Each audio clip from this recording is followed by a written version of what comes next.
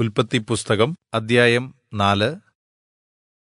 കായീനും ഹാബേലും. Adam തന്റെ ഭാര്യയായ ഹവ്വയെ പരിഗ്രഹിച്ചു. അവൾ ഗർഭംധരിച്ച് കയീനെ പ്രസവിച്ചു. യഹോവയാൽ എനിക്ക് ഒരു പുരുഷസന്തതിയെ ലഭിച്ചു എന്ന് പറഞ്ഞു. പിന്നെ അവൾ അവന്റെ അനുജനായ ഹാബേലിനെ പ്രസവിച്ചു. ഹാബേൽ ആട്ടിടയനും കയീൻ കൃഷിക്കാരനും ആയിത്തീർന്നു.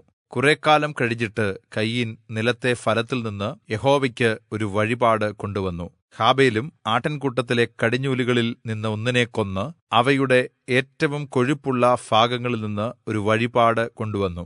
യഹോവ ഹാബേലിനും അവന്റെ വഴിപാടിലും പ്രസാദിച്ചു. കയീനിലും അവന്റെ വഴിപാടിലും അവിടുന്ന് പ്രസാദിച്ചില്ല. കയീൻ വളരെ കോപിച്ചു, അവന്റെ മുഖം വാടി. അപ്പോൾ യഹോവ കയീനോട്, നീ കോപിക്കുന്നത് എന്തിന്? നിന്റെ മുഖം വാടുന്നതും എന്ത്? നീ ശരിയായത് ചെയ്യുന്നു എങ്കിൽ നീയും പ്രസാദമുണ്ടാകയില്ലയോ? നീ തിന്മ ചെയ്തതുകൊണ്ട് പാപം വാതിൽക്കൽ കിടക്കുന്നു. അതിന്റെ ആഗ്രഹം നിന്നോടാകുന്നു, നീയോ അതിനെ കീഴടക്കണം എന്ന് കല്പിച്ചു. അപ്പോൾ കയീൻ തന്റെ അനുജനായ ഹാബേലിനോട്, നാം വയലിലേക്ക് പോക എന്ന് പറഞ്ഞു. അവർ വയലിൽ ആയിരുന്നപ്പോൾ കയീൻ തന്റെ അനുജനായ ഹാബേലിനെതിരായി എഴുന്നേറ്റ് അവനെ കൊന്നു. പിന്നെ യഹോവ കയീനോട്, നിന്റെ അനുജനായ ഹാബേൽ എവിടെ എന്ന് ചോദിച്ചതിന്, എനിക്ക് അറിഞ്ഞുകൂടാ, ഞാൻ എന്റെ അനുജന്റെ കാവൽക്കാരനോ എന്ന് അവൻ പറഞ്ഞു. അതിനവിടുന്ന് അരുളിച്ചെയ്തത്, നീ എന്ത് ചെയ്തു? നിന്റെ അനുജന്റെ രക്തത്തിന്റെ ശബ്ദം ഭൂമിയിൽ നിന്ന് എന്നോട് നിലവിളിക്കുന്നു. ഇപ്പോൾ നിന്റെ കയ്യിൽ നിന്ന് നിന്റെ അനുജന്റെ രക്തം സ്വീകരിക്കുവാൻ വായ് തുറന്ന ദേശം വിട്ട് നീ ശാപഗ്രസ്തനായി പോകണം. നീ കൃഷി ചെയ്യുമ്പോൾ നിലം ഇനിയും ഒരിക്കലും അതിന്റെ വീര്യം നിനക്ക് തരികയില്ല. നീ ഭൂമിയിൽ അലഞ്ഞു തിരിയുന്നവൻ ആകും. കയീൻ യഹോവയോട്, എന്റെ ശിക്ഷ എനിക്ക് വഹിക്കുവാൻ കഴിയുന്നതിനേക്കാൾ വലുതാണ്.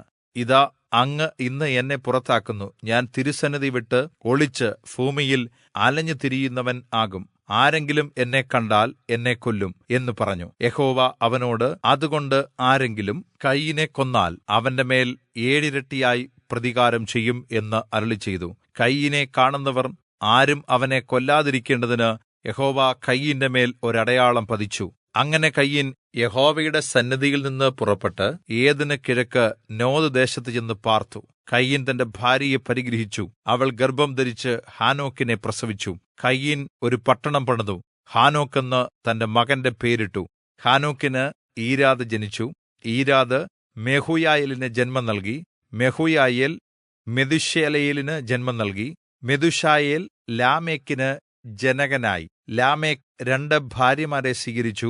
ഒരുവൾക്ക് ആദാ എന്നും മറ്റവൾക്ക് സില്ല എന്നും പേർ.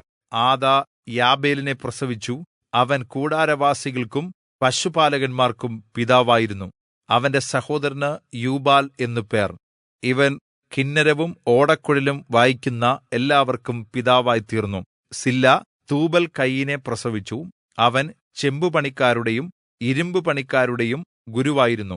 നയമാ ആയിരുന്നു തൂബൽ കയീന്റെ സഹോദരി. ലാമെക്ക് തന്റെ ഭാര്യമാരോട് പറഞ്ഞത്, ആദയും സില്ലയും ആയുള്ളോരേ, എന്റെ വാക്ക് കേൾക്കുവീൻ. ലാമെക്കിന്റെ ഭാര്യമാരെ, എന്റെ വചനത്തിന് ചെവിതരുവീൻ. എന്നെ മുറിപ്പെടുത്തിയ ഒരു പുരുഷനെയും എന്നെ പരിക്കേൽപ്പിച്ച ഒരു യുവാവിനെയും ഞാൻ കൊന്നു. കയീനു വേണ്ടി 7 ഇരട്ടി പകരം ചെയ്യുമെങ്കിൽ ലാമെക്കിനു വേണ്ടി 77 ഇരട്ടി പകരം ചെയ്യും. ശേത്തും എനോശും. ആദാം തന്റെ ഭാര്യയെ പിന്നെയും പരിഗ്രഹിച്ചു. അവൾ ഒരു മകനെ പ്രസവിച്ചു. കയീൻ കൊന്ന ഹാബേലിന് പകരം ദൈവം എനിക്ക് മറ്റൊരു സന്തതിയെ തന്നു എന്ന് പറഞ്ഞ് അവന് ശേത്ത് എന്ന് പേരിട്ടു. ശേത്തിനും ഒരു മകൻ ജനിച്ചു. അവൻ ഏനോശ് എന്ന് പേരിട്ടു. ആ കാലത്ത് യഹോവയുടെ നാമത്തിലുള്ള ആരാധന തുടങ്ങി.